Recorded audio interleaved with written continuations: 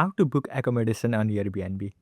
Booking temporary accommodations like room, hotels, or apartment are very easy using Airbnb. Hello everyone and welcome to Tech Talks. So first thing first, make sure you have Airbnb app installed and then open it. Now on top of your screen you will see this search box, so tap on it and then search for the place where you want to book your accommodation. So simply type the name of the place and then search for it. And once you do that, select the date when you want to book it.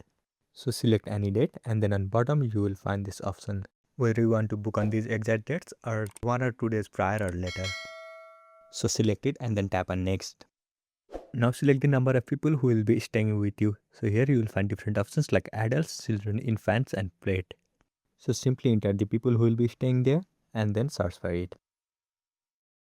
And now it will show you all the available options. So simply scroll down and find the option that you want. If you want to go by price or location, then simply go to the map and then look for the location and price you want. So here they will show all of the options available. Once you find your match, simply tap on it. Again tap on this pop-up. And here you will find rest of the details regarding that apartment or room.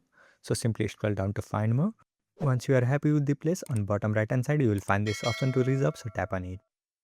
And here you will find all of the summary. If you want to change anything, simply tap on change or else tap on next. Now select the payment method. You can pay using a card, PayPal or Google Pay. So simply select the option by which you want to pay and then tap on next.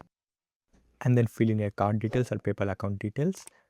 And once you fill in everything, just proceed with the payment. And once you pay, you will be successfully able to book the room or apartment on Airbnb. I hope you found this video helpful. Thank you for watching. Follow us for more helpful tutorials. Subscribe.